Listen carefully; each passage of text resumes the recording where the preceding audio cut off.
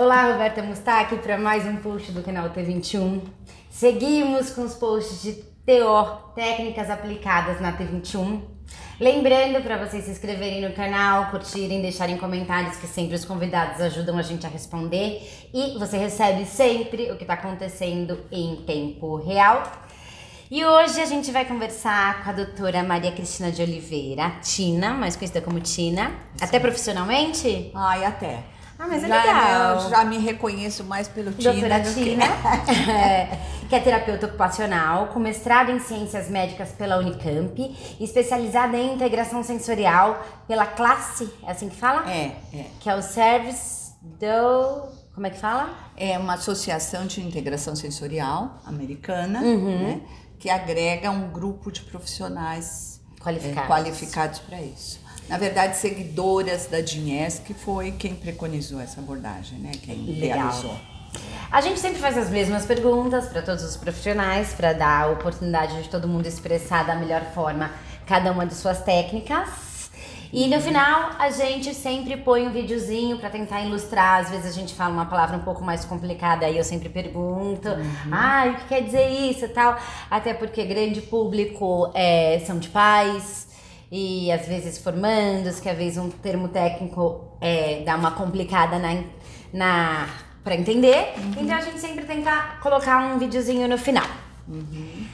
As perguntas são: explique brevemente bases e teorias aplicadas à técnica de integração sensorial, no caso, na T21.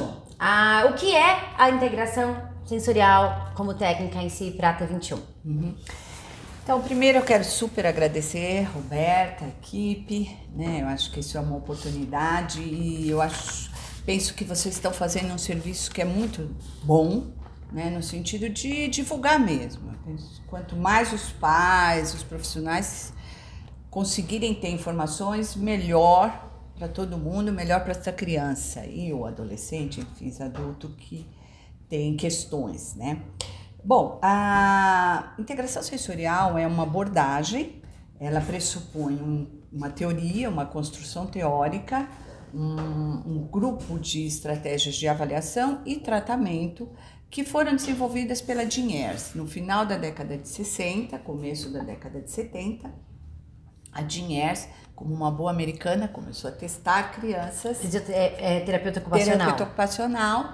Ela começou também psicóloga, ela começou a testar crianças e com as baterias neurológicas disponíveis na época, e ela teve um insight que foi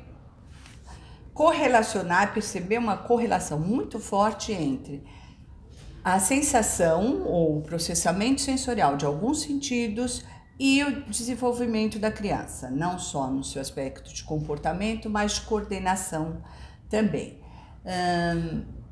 A abordagem aprofunda o conhecimento e a manipulação de 3 sensações principalmente: de tato, propriocepção, que é de músculo e articulação, e de sistema vestibular, que nos orienta com relação à gravidade e o espaço.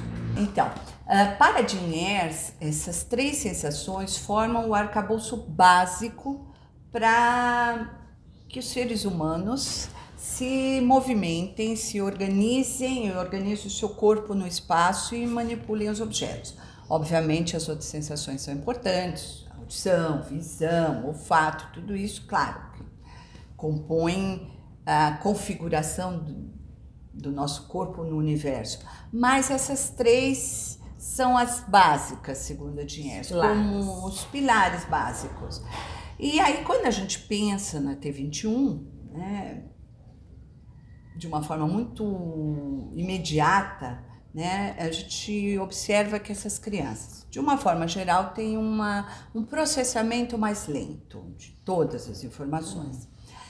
Em termos de tato, que algumas referências bibliográficas e a observação clínica nos diz é que muitas vezes, na maior parte das vezes, essa criança tem uma resposta diminuída, uma percepção diminuída dessa sensação. Você quer dizer, tato é reflexo, aceitar texturas. Aceitar texturas, perceber as texturas, perceber a temperatura, a rugosidade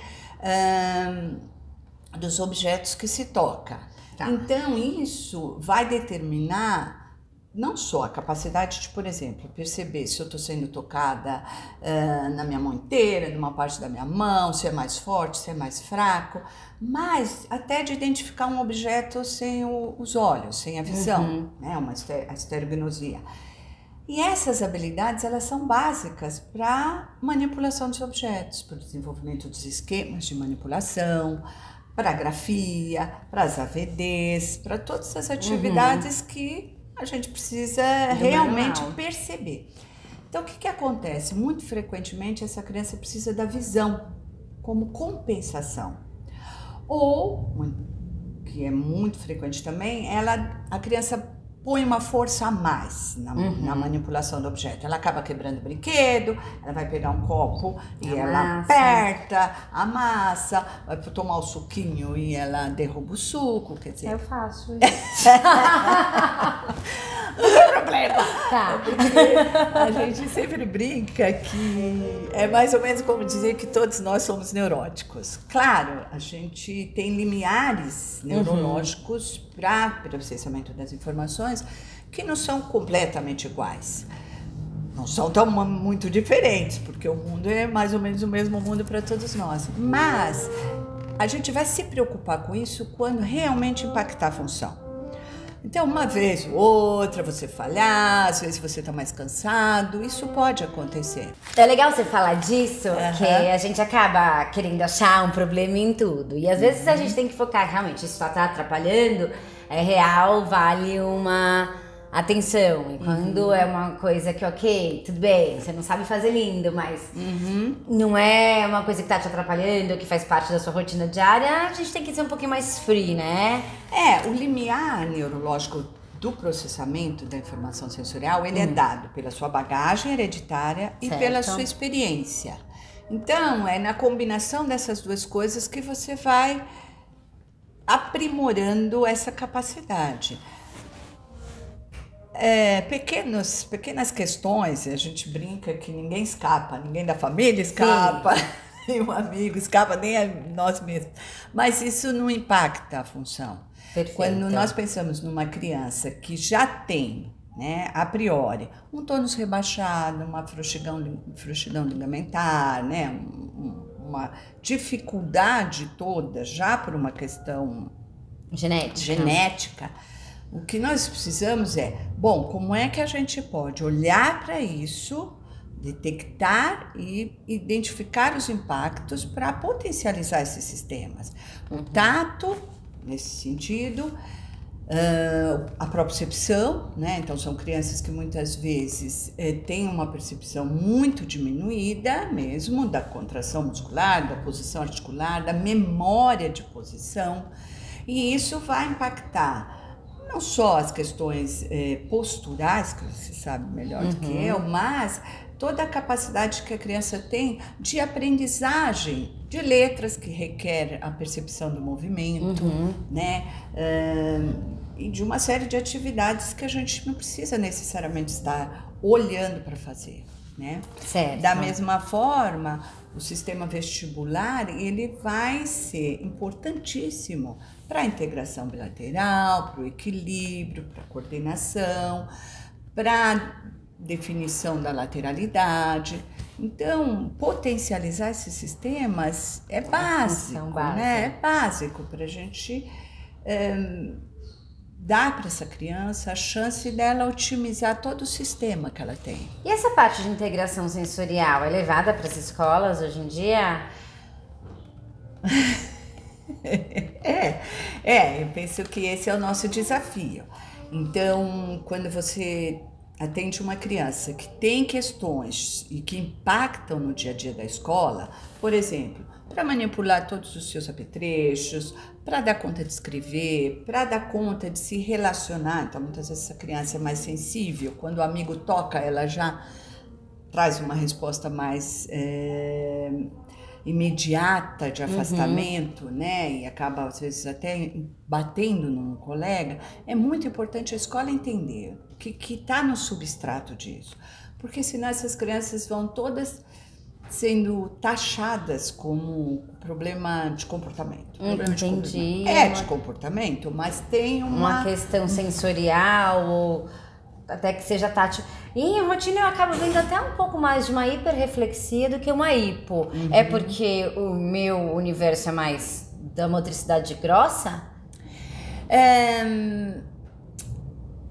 Talvez essas crianças tenham, né, um mix dessas coisas. Quando a gente fala uma hipo, a referência é muito mais no nível de percepção. Entendi. Então, a gente tem uma entrada sensorial e essa informação sofre um processo que se chama de modulação.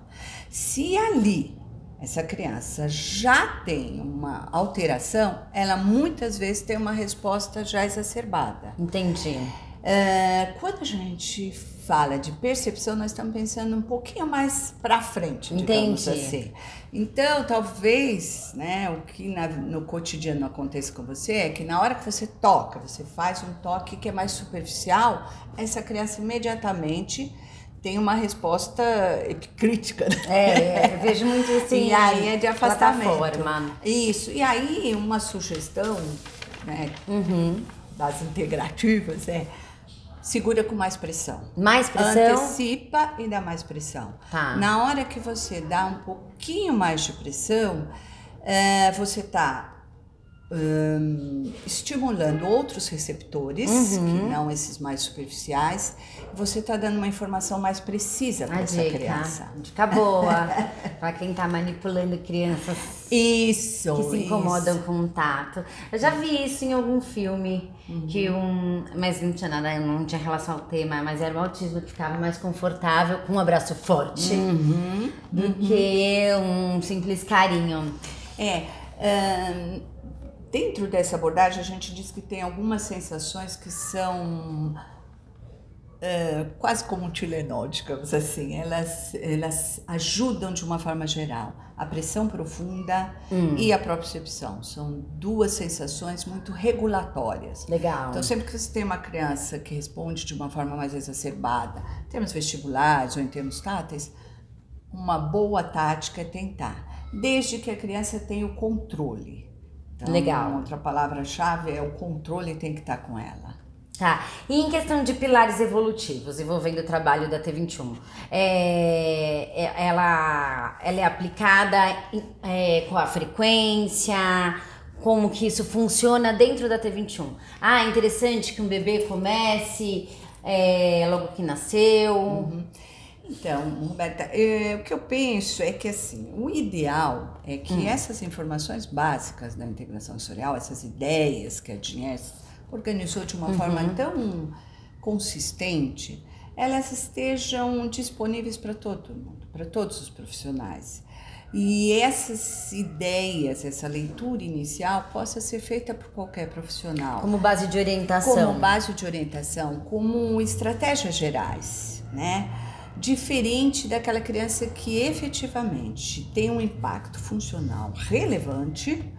Então, ou essa criança que não consegue ter uma autorregulação mínima, ou que ela está tão incomodada com toque, com essa informação tátil, que ela tem um comportamento hiperativo, ou ela não permite que seja manipulada. Então, se isso é relevante dessa forma, aí sim essa criança vai fazer uma terapia de integração. Tá. Né? E aí você pressupõe um profissional especializado e que vai usar as técnicas mesmo. Os equipamentos suspensos, as abordagens. Existe uma sala específica para isso? Existe uma sala específica, existe toda uma padronização, né, que a gente chama hoje de fidelidade. Existe um protocolo? Um protocolo de fidelidade que caracteriza, olha, isto é integração. Então, envolve a sala, envolve a formação do profissional, envolve o tipo de oferta que você está propondo para a criança, envolve em que nível você está conseguindo desafiar essa criança em termos práticos ou não. Então, tem um protocolo que define e Mas só confirma. terapeuta ocupacional pode fazer essa terapia, certo? Em vários países, inclusive no Brasil, essa é uma abordagem privativa da terapia ocupacional. Agora, as noções básicas, o conhecimento básico de integração, ele deve estar disponível para todos os profissionais. Tá, mas por exemplo, eu sou TO, vi um vídeo da Tina, vi a sala dela, achei super bacana, vou pôr aquilo lá para usar nas minhas terapias. Então, na verdade, a Associação Brasileira de Integração Sensorial tem toda uma luta no sentido da regulamentação disso. Isso é um processo. A gente sabe que isso é um processo técnico e político, né, que está em curso. O que a gente faz é esclarecer os pais. Porque, embora seja uma terapia aparentemente muito divertida, e é mesmo, tem que ser, porque trabalha com a motivação intrínseca da criança. É sempre legal. É sempre legal. É verdade. E envolve muitos equipamentos, então, no geral, a criança gosta muito e se diverte, mas ela tem que ser muito bem conduzida. Porque, na verdade, o que você quer é que aquele estímulo, ele realmente se torne uma percepção, que essa criança realmente avance nas capacidades dela, perceptuais e de planejamento e de praxia. Não é só balançar. Balançar é fácil, balançar é gostoso, as famílias levam para balançar, mas usar isso de uma forma rítmica, dentro de uma brincadeira, planejada em parceria tem com sons? A criança. Você disse porque se a gente pode usar? acho que foi o Padovan que a gente entrevistou, que tinha como se fosse uma rima, né, durante as movimentações. Na verdade, existe isso na integração? Não existe como um parâmetro, não. Mas o ritmo, ele está embutido dentro dessa abordagem da organização.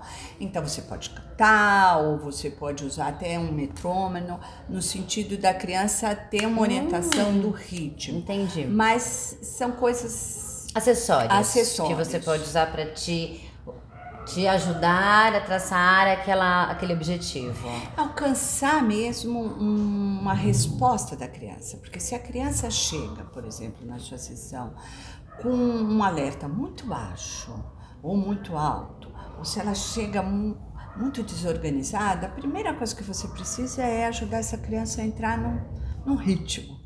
Né? Então, muitas vezes você vai preparar essa criança. Às vezes você pode usar até o balanço com uma música, com ritmo, para que ela... E aí ela possa efetivamente planejar, organizar, sequenciar uma atividade, porque é onde a gente quer chegar. Existe alguma contraindicação? Quando a gente pensa em crianças com síndrome de Down, se você pensa num respeito, né, num cuidado com essa frouxidão ligamentar, com uma estabilidade atlantoaxial, a gente trabalha com trapézio, trabalha com muito movimento, trabalha com pulos. Então, essa criança que vai ser submetida a isso, é importante que tenha aí um conhecimento da biomecânica. E que tenha, né, se conversa o médico, a mãe conversa, enfim, se tem um cuidado nesse sentido. Legal. E existe alguma questão de alta em especial? Então, tem, né? A gente pensa que essas crianças, elas vão para a vida. Sim, né? A ideia é essa, autonomia. Exatamente. Então, o que você quer é que essa criança tenha um desenvolvimento máximo do potencial dela. Geralmente, o que se preconiza é que você trace pequenos objetivos, então você começa a trabalhar, essa criança é avaliada, você estabelece com a família pequenas metas, usando GAS ou usando alguma outra estratégia, e você tem uma previsão de qual é o potencial daquela criança com o recurso que você tem para oferecer. E nesse sentido tem alta sim. Na questão de atingir os objetivos programados. Exatamente. Entendi. Tina, super obrigada. Imagina, eu que Eu espero ter esclarecido um pouquinho para vocês, ou tirado algumas dúvidas e apresentado para vocês, nem que seja de leve, um pouco da integração sensorial. Qualquer dúvida a gente pergunta aqui embaixo que a gente corre pra Tina e responde. Isso. E a gente vai pôr esse mini videozinho para vocês conseguirem visualizar o que é uma rotina da integração sensorial. Obrigada, Tina. Imagina, eu que agradeço. Divulgo aqui o site da associação, que é www.integraçãosensorialbrasil.com.br e estou à disposição. Muito obrigada. Obrigada.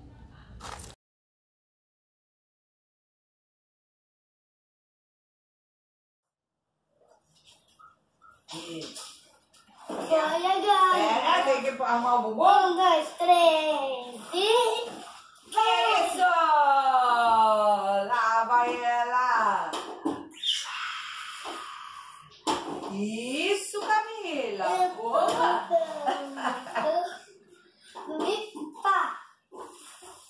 Brecou. E dá pra voltar? Indo de costas? Isso, muito bom! Peguei. Agora eu vou ter que encontrar as mãos. Ponto de Camila! Eu tenho que encontrar as mãos.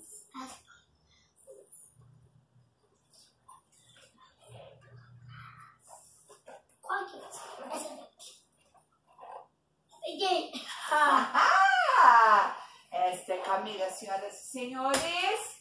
Eu tenho que Muito encontrar as bolas. Depois vai ter que encontrar. Sem a ajuda dos olhos. Ela vai fechar os olhos para encontrar. Peguei essa colorida. Vamos ver. Boa! Agora a última, as duas. A verde.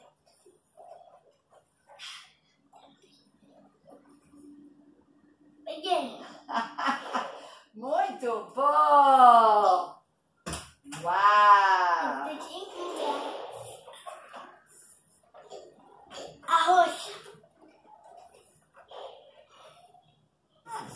Agora vamos continuar a pesquisa, a busca. Me ajuda. Com certeza, vai passando suas mãos aqui por baixo. Vai tentando sentir. Uau! Muito bom! Será que vai mexer? Aqui. Olha, eu reparei que você foi muito bem. Agora tá meio baixo, né? Oh! No 3? Eu botei. 3 e já! Muito bem! Agora o nível 3. Mas aí você tava onde? Peraí, eu tenho que fazer um... Tem que fazer isso também. Você tava... Na tirolesa. Isso. Nessa parte do móvel ou na piscina de bolinha? Não. Não sei. Pronto. Agora tinha algumas fitinhas aqui. Da tirolesa, né? É. É tipo um triângulo? É. Ótimo. E você tava aí? Não sei. Aqui eu fazer meus braços. Uhum. Não, aqui fazer as cordas. Aqui sou eu. É verdade. Quase que batia na sua cabeça. Tava com a mãe aqui. Você tava segurando aonde? Aqui. Nas cordas ou na madeira? Na madeira. Esqueci.